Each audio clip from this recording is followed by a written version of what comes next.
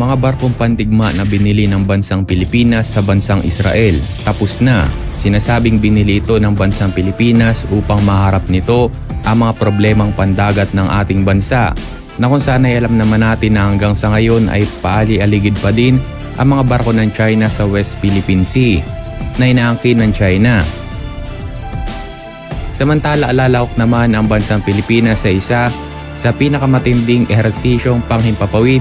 Nakasali din dito ang naglalakasan at makapangyarihan na bansa ng ating mundo. Well, alam niyo ba mga kasama na andito na din sa ating bansang Pilipinas ang isa sa pinakamalakas na fighter jet ng bansang Amerika, na kung saan ito ang F-22 Raptor. Sinasabing tutulungan ng US Air Forces ang Philippine Air Force sa isang pag-ensayo sa himpapawid. Well, kung bago ka pa lamang sa ating channel at interesado ka sa mga ganitong video, kung saan ay pwede kang makakuha ng mga kalaman at impormasyon tungkol sa ilang mga bagay-bagay, i-click mo lamang subscribe at ang ating notification bell para palagi ka na-update sa tuwing may bago tayong inilalabas na video. Kaya naman wag na nating patagalin pa ito at simulan na natin.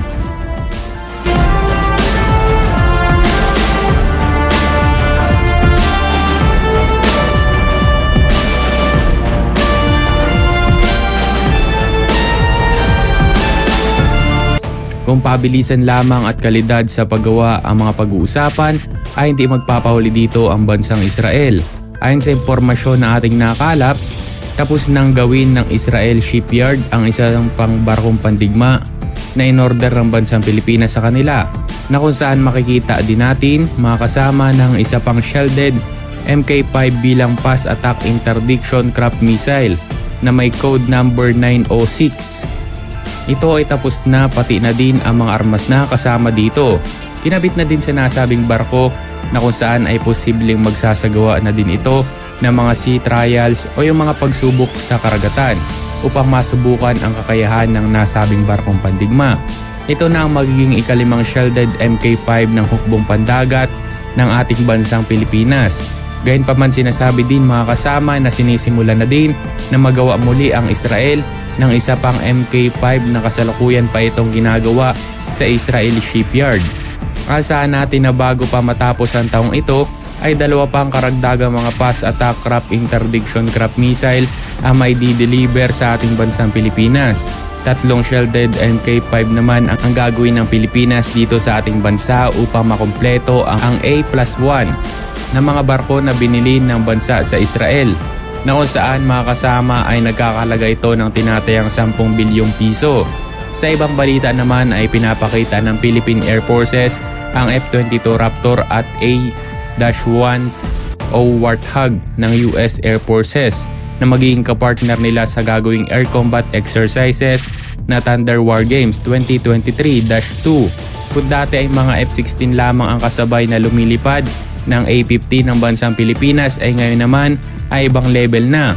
Isa ito sa mga bagong diskarte ng mga magkakalyadong bansa upang magkasabay na matugunan ang mga banta na kakaharapin nila sa inaharap, na kung saan ay dagdag pa dito na kinumpirma din ng Philippine Air Force na sa mga darating na exercises pitch black ay lalawak tayo sa isang pagsasanay na hinaharap sa Australia gamit ang iba't ibang mga sasakyan panghimpapawid ng mga magkakaalyadong bansa at air fighter ng ibang mga bansa. Samantala, nakapokus naman ang gagawing exercises pitch black sa isang makatotohanan at modernong battle space environment at isang pagkakataon upang subukan at pausahin ng Air Force integration.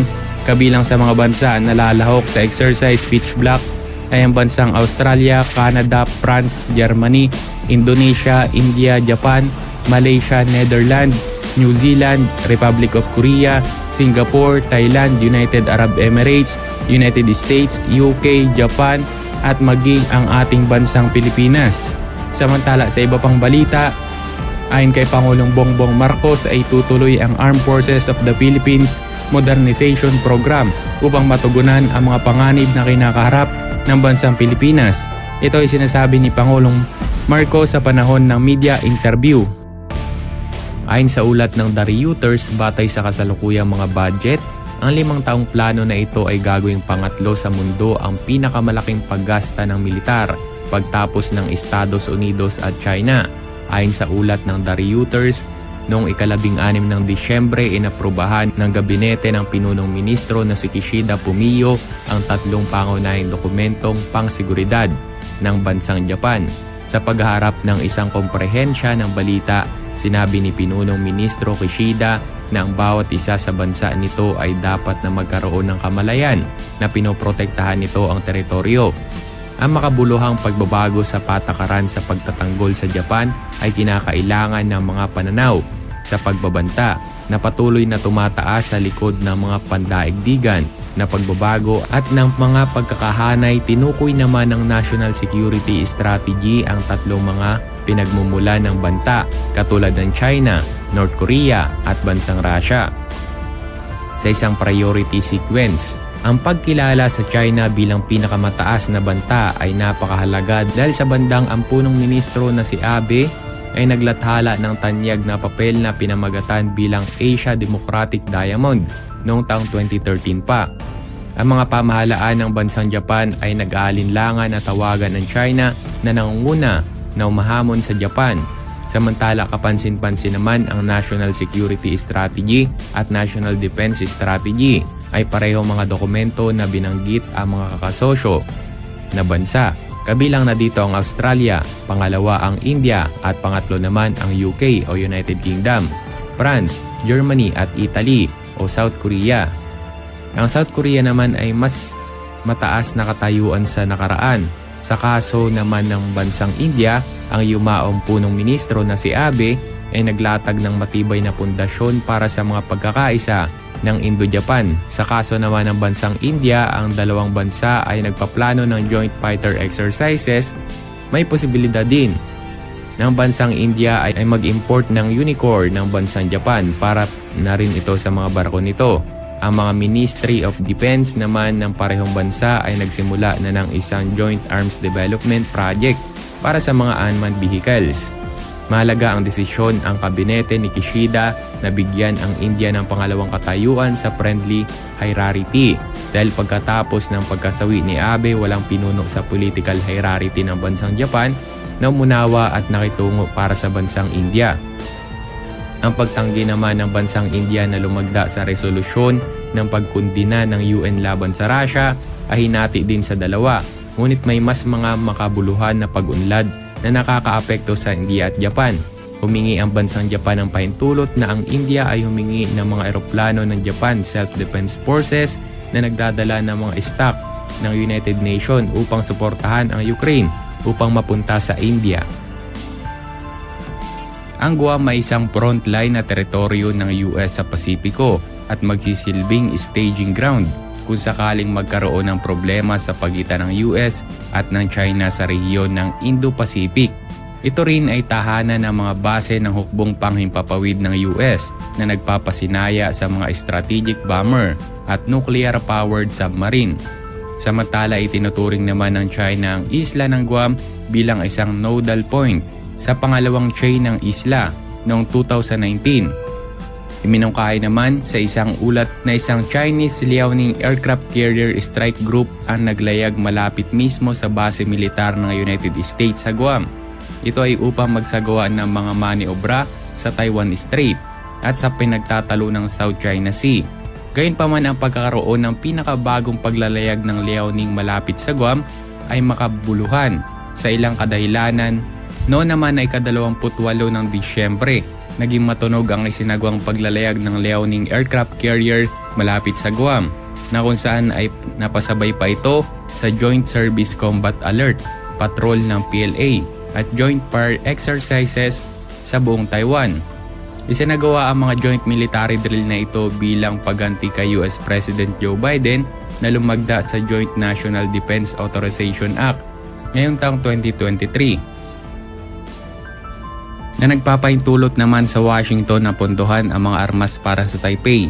Ang mensahe dito ay maring bigyang kahulugan bilang pampolitika na kung saan sinasabi ng China sa pangunahing kaaway nito na handa ang PLA para sa tip or tack sa pamamagitan ng pagbabanta para sa Guam kung patuloy na tutulungan ng United States ang militar ng Taiwan.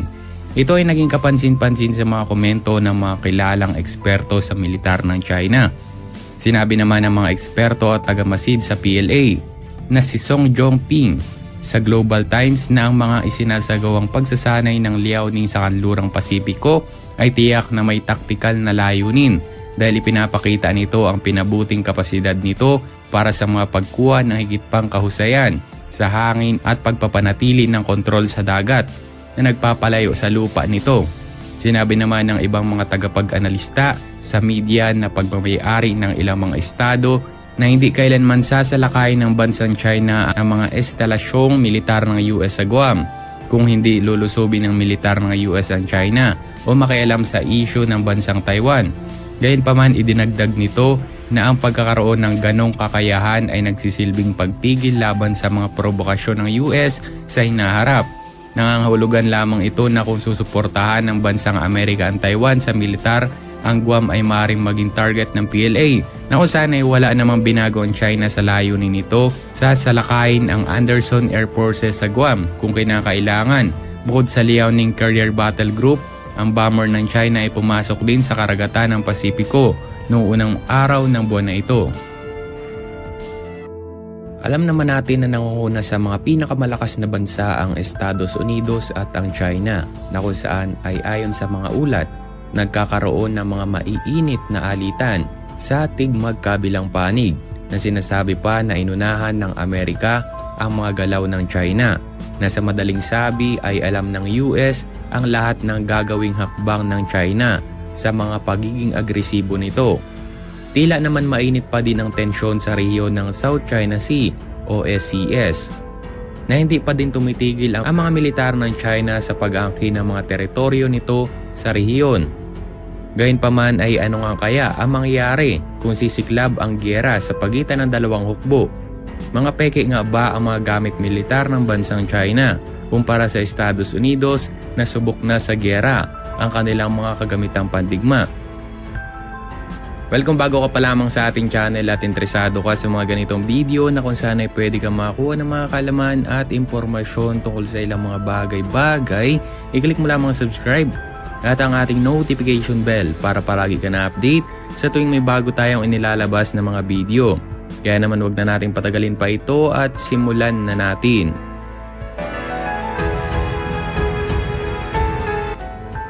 Noong ika-28 ng Disyembre, inihayag ng Kagawaran ng Depensa na binigyan nito ang federal na negosyo ng Gilbien na mahigit $100 milyong na kontrata para bumuo ng structural foundation ng isang bagong estasyon ng radar ng US Air Forces na itatayo naman sa Republic of Palau.